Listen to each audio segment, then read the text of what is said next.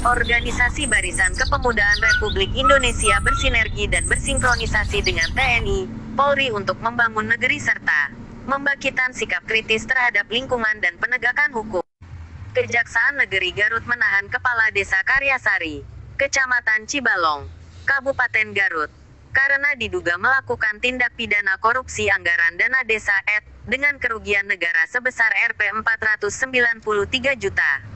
Kejari Garut tetapkan yang bersangkutan berinisial K sebagai tersangka dan akan langsung kami tahan, kata Kepala Kejari Garut Neva Sari Susanti saat jumpa pers penetapan tersangka kasus korupsi di kantor Kejari Garut, Senin tanggal 12 Desember tahun 2022. Ia menuturkan tersangka berinisial K merupakan kepala desa yang masih aktif dan saat ini dilakukan penahanan di rumah tahanan Garut untuk menjalani proses hukum lebih lanjut. Tersangka, lanjut Neva, berdasarkan hasil pemeriksaan melakukan dugaan tindak pidana korupsi. Salah satunya pembelian ambulans seharga 200 juta rupiah yang dibeli lewat masa tahun anggaran berjalan 2021. Untuk membeli misalnya ambulans seharga Rp 200 juta.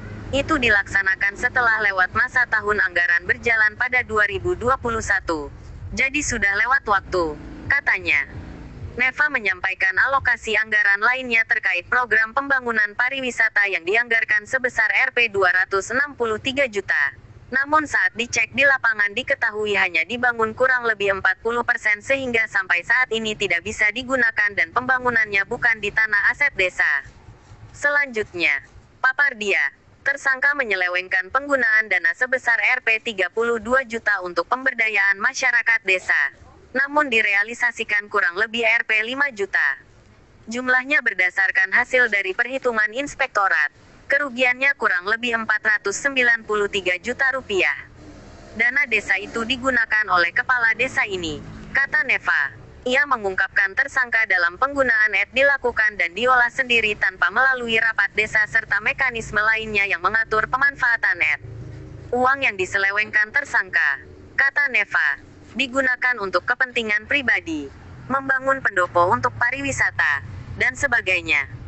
Uang hasil korupsi, ya untuk kepentingan pribadi, antara lain seperti itu. Sementara ini, kita mengetahuinya dia menggunakan dana desa untuk membangun pendopo pariwisata. Itu tadi, katanya. Akibat perbuatannya, tersangka ditahan untuk menjalani proses hukum lebih lanjut dan dijerat pasal 2 Jo pasal 18 Undang-Undang RI nomor 31 tahun 1999 yang diubah tahun 2020 sampai tahun 2021 dengan ancaman hukuman minimal 4 tahun dengan denda minimal Rp 50 juta.